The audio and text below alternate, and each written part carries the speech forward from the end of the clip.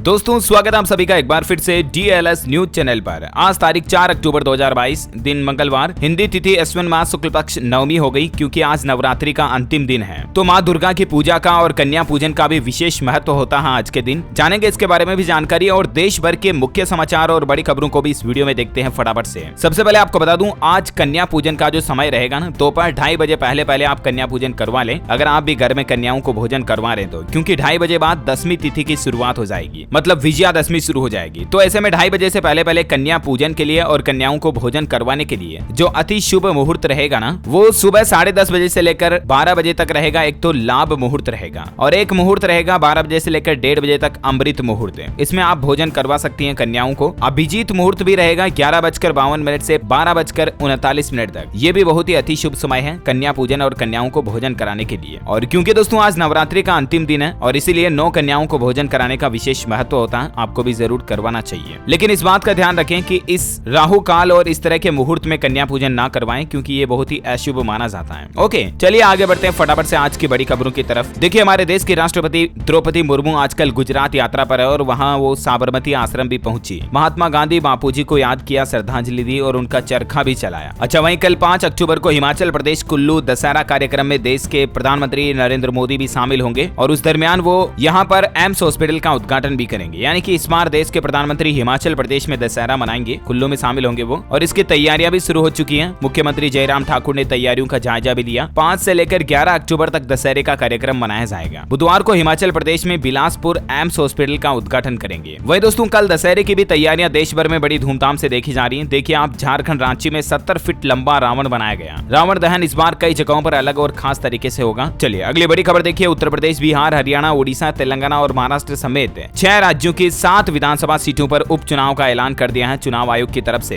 3 नवंबर को वोटिंग होगी, 6 नवंबर को नतीजे आएंगे, 14 अक्टूबर तक फॉर्म भरे जा सकेंगे। वहीं देखिए, चुनाव आयोग ने पंकज त्रिपाठी को नेशनल आइकन बनाया एज अ ब्रांड एम्बेसडर की तरह। यानी कि पंकज त्रिपाठी लोगों को जागरूक करेंगे ज्यादा से ज्यादा वोट देने के लिए, और इनका भी कहना है कि मैं अपनी जिम्मेदारी को बखूबी से निभाने की पूरी कोशिश करूंगा। अच्छा, अगर आप भी कार लाने की सोच रहे हैं दोस्तों, तो होंडा कंपनी ने एक ऑफर निकाला है, ड्राइव इन 2022 पे इन 2023। यानी कि इस साल ड्राइव करो और अगले साल पे करो। होंडा सिटी, अमेज जैसी कई कारों पर ये फेस्टिवल सीजन ऑफर चल रहा है। 31 अक्टूबर तक ये ऑफर वैलिड है, होंडा का स्पेशल ऑफर। यानी कि इस साल अगर आप कार बुकिंग करवाते हो तो आपकी EMI यानी कि जो हर महीने की किस्त है ना, वो अगले साल से चालू होगी। अच्छा, वहीं दोस्तों 5G टेक्नोलॉजी पर भी खबर आ रही है कि इससे गेमिंग इंडस्ट्री को भी बड़ा फायदा होगा, तगड़ा बेनिफिट होगा, क्योंकि अब सस्ते स्मार्टफोन पर भी गेमर्स हाई ग्राफिक्स गेम्स खेल पाएंगे 5G इंटरनेट आने के बाद। मतलब मोबाइल में लेग वगैरह की समस्या नहीं रहेगी। जब टेक्नोलॉजी की बात हो ही रही तो एक और अच्छी खबर आ रही है कि जल्द ही जियो का सस्ता लैपटॉप भी आने वाला है। 15,000 रुपए में 4G इनेबल्ड लैपटॉप लाने जा रही है कंपनी, और अगले 3 महीनों में ये लैपटॉप ग्राहकों को मिलने की उम्मीद है। यानी कि ये एक ऐसा लैपटॉप होगा जिसमें आपको इनबिल्ट 4G सिम कार्ड लगाने का ऑप्शन भी मिलेगा, और जियो लैपटॉप लोकल लेवल पर बनाएगा, और इससे स्टूडेंट्स वगैरह को बड़ा फायदा होगा जो ऑनलाइन एजुकेशन वगैरह करते हैं उनको, है ना। वहीं उत्तर प्रदेश के पूर्व मुख्यमंत्री मुलायम सिंह यादव की हालत काफी नाजुक चल रही है। पिछले 24 घंटे से वो CCU में एडमिट है। हम जल्द उनके रिकवर होने की कामना करते हैं। अच्छा, किसानों के लिए अच्छी खबर आ रही है। पंजाब सरकार ने गन्ने के दाम पर 20 रुपए बढ़ा दिया है MSP पर, और अब 380 रुपए प्रति क्विंटल बिकेगा गन्ना, पहले 360 रुपए ही थी रेट। वह देखिए, राज्यों की मनमानी को रोकने के लिए केंद्र सरकार ने कुछ नए निर्देश जारी किए हैं कि अब IPS का प्रमोशन गृह मंत्रालय की मंजूरी के बिना नहीं हो सकेगा, और अगर राज्य सरकारें ऐसा करती हैं तो वो प्रमोशन रद्द माना जाएगा। यानी कि किसी भी IPS लेवल के अफसर का अगर प्रमोशन करना है तो सेंट्रल गवर्नमेंट के गृह मंत्रालय की मंजूरी जरूरी होगी। ये नया नियम बना दिया है सरकार ने। अच्छा, एडवर्टाइजमेंट को लेकर देखिए, सरकार ने सख्त चेतावनी जारी की है कि सट्टेबाजी के विज्ञापन न चलाएं टीवी और OTT प्लेटफॉर्म पर। सभी कंपनियों को सरकार ने ये हिदायत दी है, और अगर उसके बावजूद भी ये एड्स आते हैं तो एक्शन लिया जाएगा। मतलब कई बार आपको पता होगा ना, जो बेटिंग के एडवर्टाइजमेंट आते हैं, इसमें इतना पैसा लगाओ, इस ये गेम खेलकर इतने रुपए जीतो वगैरह वगैरह, तो वो एक्चुअली दिखाते अलग है और उसमें बैकएंड में फंडा अलग होता है। तो केंद्र सरकार ने देश भर में सभी कंपनियों को ये निर्देश जारी किया। सभी न्यूज वेबसाइट्स, OTT प्लेटफॉर्म और जितने भी प्राइवेट सैटेलाइट चैनल हैं, उनके लिए नई गाइडलाइंस जारी कर दी है। Ministry of information and broadcast की तरफ से एडवाइजरी में कहा गया है कि बेटिंग वेबसाइट्स या बेटिंग ऐप के विज्ञापन को अपने प्लेटफॉर्म पर ना चलाएं। एडवाइजरी नहीं मानने पर कानूनी कार्रवाई की जाएगी। अच्छा, JEE 2021 के पेपर लीक मामले पर बड़ा एक्शन लिया गया है। रूसी नागरिक को हिरासत में लिया। इस मामले में दिल्ली एयरपोर्ट से आरोपी पकड़ा गया। परीक्षा के दौरान सॉफ्टवेयर हैक किया था इस आरोपी ने, और CBI ने इस मामले में एक रूसी नागरिक को हिरासत में ले लिया है। वहीं देखिए दोस्तों, राहुल गांधी को मिलेगा मम्मी का साथ। 6 अक्टूबर को भारत जोड़ो यात्रा में सोनिया गांधी भी शामिल होगी। वो कर्नाटक पहुंच चुकी हैं। अच्छा, खेल समाचार पर खबर आ रही, जसप्रीत बुमराह वर्ल्ड कप से हुए बाहर। बीसीसीआई की मेडिकल टीम ने स्कैन रिपोर्ट देखने के बाद लिया फैसला, उनके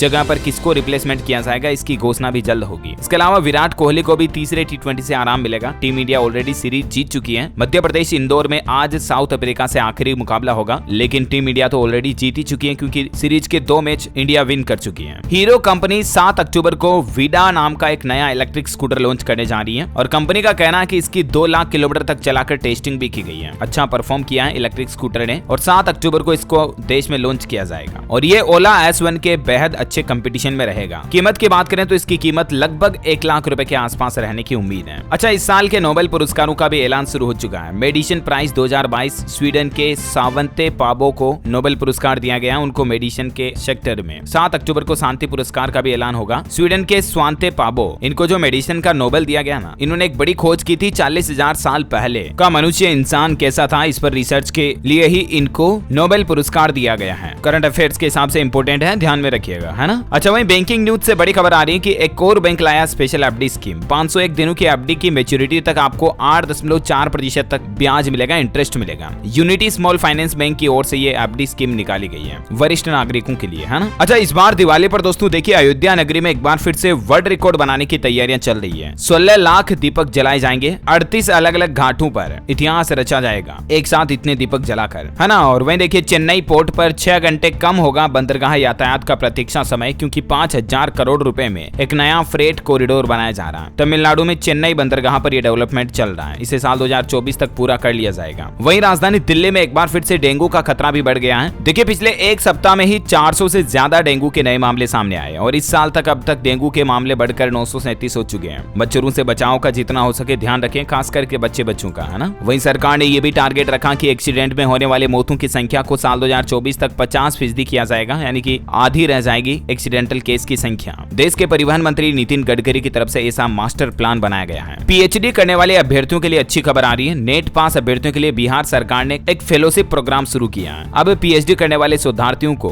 हर महीने 10,000 रुपए की फेलोशिप बिहार सरकार देगी। किसी भी फील्ड में अगर आप पीएचडी कर रहे हैं, रिसर्च कर रहे हैं ना, तो हर महीने आपको 10,000 रुपए स्टाइपेंड फेलोशिप के रूप में दिए जाएंगे बिहार सरकार की तरफ से और इसके लिए आपको शिक्षा विभाग के ऑनलाइन पोर्टल पर आवेदन करना होगा। बिहार सरकार की तरफ से ये नई योजना शुरू की गई है। उत्तराखंड के मुख्यमंत्री पुष्कर सिंह धामी ने बड़ी घोषणा करते हुए कहा कि विश्व की आध्यात्मिक व सांस्कृतिक राजधानी बनेगा उत्तराखंड राज्य। सीएम धामी ने घटोत्कच महोत्सव का शुभारंभ किया और उस दरमियान ये बात कही। वह देखिए हिमाचल प्रदेश की सीमा को दौड़ में गोल्ड मेडल मिला है। गुजरात में 36वीं राष्ट्रीय खेल प्रतियोगिता में 10,000 मीटर रेस में पहला स्थान पाया है हिमाचल की रनर सीमा ने। Many congrats. अच्छा, हिमाचल की बात हो रही तो आपको एक और जानकारी बता दूं, आज हिमाचल प्रदेश शिमला के डॉक्टर एक सामूहिक अवकाश रखेंगे। ओपीडी के बाहर मरीजों की लाइनें लगेंगी। चिकित्सक बोले कि जब तक हमारी मांग पूरी नहीं होगी तब तक हम इस तरह से हड़ताल के रूप में विरोध करेंगे। इनकी मांग है कि एकेडमिक भत्ता जारी किया जाए और इसी के चलते हिमाचल प्रदेश शिमला के अलग अलग अस्पतालों के सैकड़ों डॉक्टर आज मंगलवार को सामूहिक छुट्टी पर जाएंगे। देखते हैं सरकार अब इनकी मांग को कब तक पूरा करती है। किसान भाई लोगों के लिए भी अच्छी खबर आ रही है। मध्य प्रदेश राज्य में किसान भाई लोगों को बारिश और बाढ़ की वजह से जो फसलों में नुकसान हुआ, इसके चलते एमपी सरकार ने उनके खातों में 10 करोड़ 88 लाख रुपए की राशि डाली मुआवजे के रूप में। लगभग 19 जिलों के फसलों को जो क्षति नुकसान हुआ उसकी भरपाई के लिए मुख्यमंत्री शिवराज सिंह चौहान ने ये सहायता राशि दी। अच्छा, वहीं उत्तर प्रदेश लखनऊ में होगा आरोग्य भारती का राष्ट्रीय अधिवेशन। मुख्यमंत्री योगी आदित्यनाथ और मनसुख मांडविया इसका शुभारंभ करेंगे, जिसमें 700 प्रतिनिधि भी शामिल होंगे। ये 2 दिवसीय राष्ट्रीय अधिवेशन होगा। 8 अक्टूबर से उत्तर प्रदेश की राजधानी लखनऊ में केसीटी मांटेसरी स्कूल में इसका आयोजन होगा। इलेक्ट्रिक गाड़ियों के रिचार्ज स्टेशनों पर भी अब सरकार फोकस कर रही है। 40 और स्टेशनों को मंजूरी दी गई छत्तीसगढ़ राज्य में ईवी गाड़ियों को बढ़ावा देने के लिए। अच्छा, सुप्रीम कोर्ट का एक बड़ा फैसला देखिए। अनुकंपा नियुक्ति पर सुप्रीम कोर्ट ने यह आदेश दिया है कि कर्मचारी की मृत्यु के बाद परिवार को नौकरी देना अधिकार नहीं है, बल्कि ये सिर्फ रियायत के लिए दिया जाता है। और ये फैसला देते हुए सुप्रीम कोर्ट ने केरल हाई कोर्ट के एक फैसले को भी खारिज कर दिया, रद्द कर दिया। दरअसल देखिए पूरा मामला क्या है। कोई एक शख्स लोग एक केमिकल फैक्ट्री में काम करता है, मैं उनका नाम नहीं लूंगा, और ड्यूटी पर काम करने के दौरान उनकी अप्रैल 1995 में मौत हो जाती है और जब उनकी ड्यूटी पर मौत होती ना तब उनकी पत्नी ऑलरेडी कहीं नौकरी कर रही थी, प्राइवेट नौकरी, ठीक है ना। लेकिन मामला 1995 का है और अब ये केस काफी समय से चल रहा है। उनकी पत्नी अब अनुकंपा नियुक्ति पर नौकरी मांग रही है। तो केरल हाईकोर्ट ने तो उनको नौकरी देने के लिए सरकारी डिपार्टमेंट को कह दिया था, लेकिन मामला पहुंचा सुप्रीम कोर्ट। तो सुप्रीम कोर्ट ने केरल हाईकोर्ट के फैसले को भी रद्द कर दिया, ये कहते हुए कि एक तो पति के मौत के 24 साल बाद प्रतिवादी अनुकंपा नियुक्ति की हकदार नहीं है, और दूसरी वजह यह है कि जब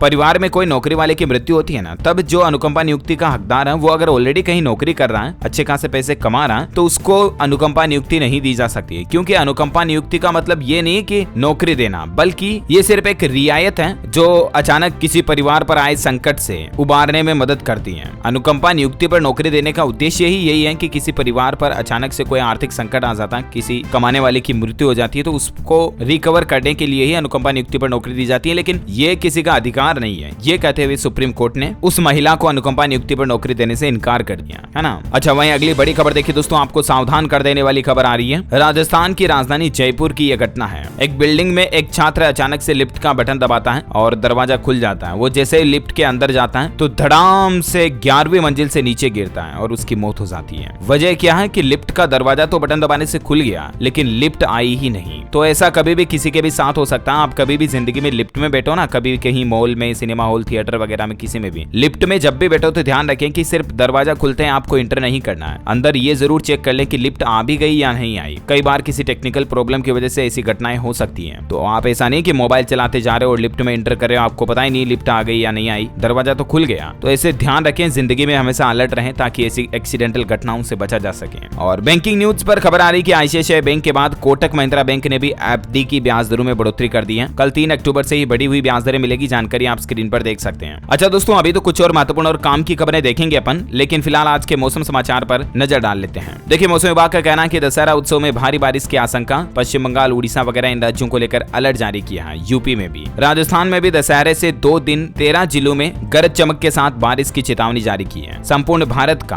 आज 4 अक्टूबर 2022 का मौसम पूर्वानुमान क्या कहता है? स्काईमेट वेदर की रिपोर्ट के मुताबिक पश्चिम बंगाल, उड़ीसा, अंडमान निकोबार, बिहार, झारखंड, केरल में हल्की मध्यम बारिश हो सकती है। वहीं कोंकण, गोवा, छत्तीसगढ़, यूपी वगैरह में भी बारिश की संभावना है। ओके, मौसम के बाद कोरोना बुलेटिन देख लेते हैं। देश में पिछले 24 घंटों के दौरान 3011 कोरोना के नए मामले आए, जबकि 28 लोगों की मौत हुई। सक्रिय मामलों की संख्या 36,126 चल रही है। अच्छा, कुछ एजुकेशनल खबरें देखिए आप। सीबीएसई दिसंबर में जारी करेगा बोर्ड परीक्षा के डेट शीट, 100% रहेगा exam syllabus. Madhya Pradesh board 10वीं और 12वीं की परीक्षाएं फरवरी से होंगी शुरू। इसको लेकर एक नोटिस सामने आया है, देख सकते हैं आप इसकी तारीखों की डिटेल भी। वहीं राजस्थान में अब कृषि कॉलेजों में मिलेगी हैप्पीनेस की ट्रेनिंग, योगा और मेडिटेशन कोर्स भी शामिल किए जाएंगे। देश भर के कृषि कॉलेजों में भी इसकी शुरुआत होगी धीरे धीरे। अच्छा, बिहार में भूमि विवाद निपटारे को लेकर एक नई व्यवस्था बनाई गई है। अब मोबाइल ऐप पर दिखेगा जमीन का विवादित स्थल। कई बार होता है कि किसी जमीन को लेकर 2 लोगों के बीच में विवाद होता है, तो ऐसे भूमि विवादित संबंधित मामलों को लेकर भू समाधान पोर्टल बनाया है। इसका एक मोबाइल ऐप भी बनाया है बिहार सरकार ने, ताकि मोबाइल ऐप में जानकारी पता चल जाएगी कि किस भूमि पर विवाद हो रहा है, ताकि उसको किसी और को नहीं बेचा जा सके वगैरह वगैरह।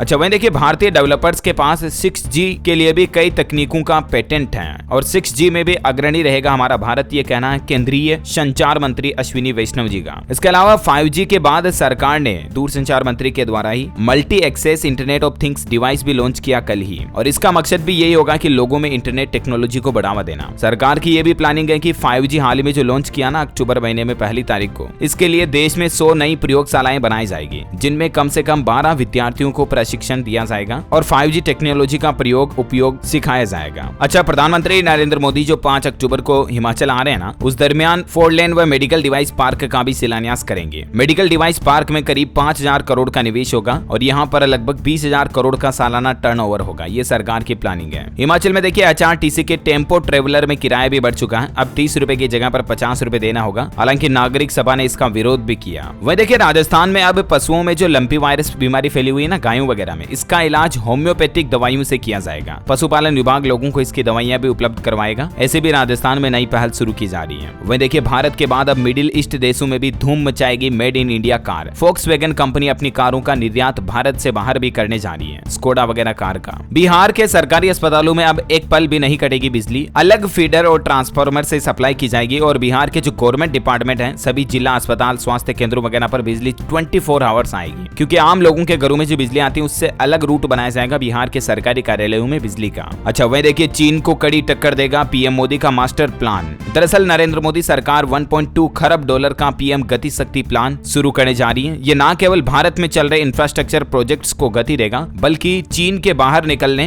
को तैयार और भारत में संभावनाओं को बढ़ाएगा। विदेशी कंपनियों को भारत में अपना बिजनेस स्थापित करने में भी मदद देगा। तो कुल मिलाकर के धीरे धीरे अब चीन की भारत से बिल्कुल छुट्टी होने वाली है। मेक इन इंडिया ही आगे बढ़ेगा। टेक्नोलॉजी से खबर आ रही दोस्तों की YouTube पर अब 4K वीडियोस को आप फ्री में नहीं देख पाओगे, बल्कि केवल प्रीमियम यूजर्स को इस तरह का विकल्प मिलेगा। ऐसी टेस्टिंग कर रही है कंपनी। हालांकि ऐसा नियम अभी लागू नहीं हुआ, लेकिन YouTube कंपनी जल्द ही ऐसा नया फीचर लागू कर सकती है कि 4K वीडियो जो है ना वो केवल प्रीमियम YouTube प्रीमियम कस्टमर्स को ही मिलेगा। बाकी देखते हैं समय के साथ साथ क्या अपडेट आता है। अच्छा, मध्य प्रदेश में चुनाव को लेकर वरिष्ठ मतदाताओं के लिए सरकार ने नई पहल शुरू की है। 80 साल से ज्यादा उम्र वाले दिव्यांग मतदाता डाक मतपत्र से अपना मतदान डाल सकेंगे। अच्छा, केंद्रीय गृह मंत्री अमित शाह आजकल आपको पता होगा जम्मू कश्मीर दौरे पर हैं। आज वो माता वैष्णो देवी के दर्शन कर राजौरी जाएंगे और यहाँ पर भी कई नई परियोजनाओं का उद्घाटन वगैरह करेंगे। वहीं देखिए, भारतीयों के लिए बड़े ही गौरव की बात है कि दुबई में आज होगा हिंदू मंदिर का भव्य उद्घाटन। यूएई मंत्री और भारतीय राजदूत समेत कई अधिकारी इस कार्यक्रम में शामिल होंगे। दरअसल दुबई में एक भव्य हिंदू टेम्पल बनाया गया और आज 5 अक्टूबर से ही इस टेम्पल को आम जनता के लिए खोल दिया जाएगा। इस मंदिर में हिंदू धर्म के 16 देवी देवताओं की मूर्तियों की स्थापना एक साथ की गई है। साथ ही एक ज्ञान कक्ष भी है और साथ ही सभी तरह की हिंदू धार्मिक गतिविधियों के लिए यहाँ पर सामुदायिक केंद्र भी बना हुआ है। बड़ा ही गजब का लुक और इंटीरियर से इसको बनाया गया, देख सकते हैं आप कुछ तस्वीरें।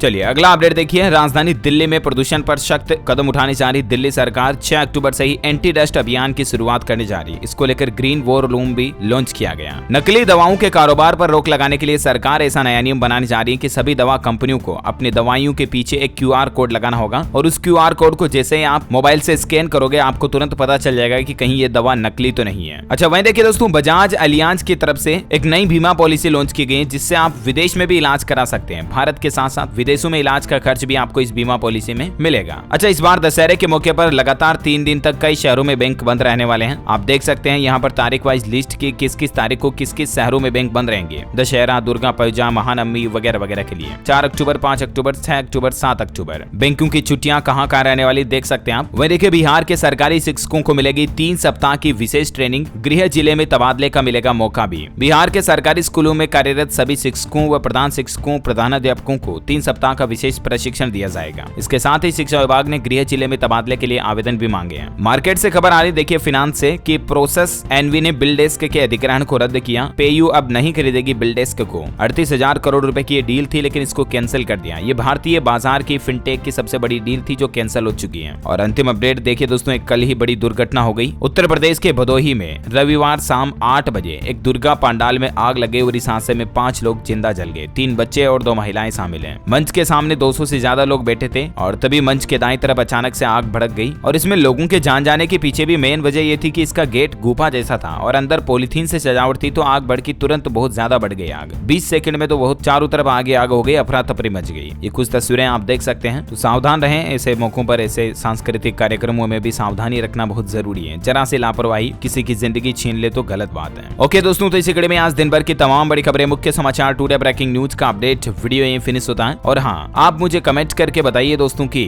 नोबेल पुरस्कार कौन सा देश प्रदान करता है। Option A Germany, option B USA। Which option is right option, let me know in the comment box. जो लोग इस सवाल का सही जवाब इस वीडियो के नीचे कमेंट में देंगे ना, वो रैंडमली सेलेक्ट होने पर आप हमारी DLS न्यूज टीम की तरफ से जीत सकते हैं एक शानदार सरप्राइज गिफ्ट, जो कि गिव अवे के रूप में आप तक पहुंचा दिया जाएगा। इसी के साथ ही अगर आपको वीडियो अच्छा लगा दोस्तों तो लाइक करना, शेयर भी करना अपने दोस्तों के साथ फेसबुक और व्हाट्सएप पर। हमारे चैनल DLS न्यूज को सब्सक्राइब करके बेल आइकॉन भी जरूर दबा दीजिएगा ताकि आपको रोजाना के ताजा अपडेट्स और काम की खबरें तुरंत आपके मोबाइल पर मिलती रहेगी। Thank you, take care, good bye, जय हिंद, जय भारत।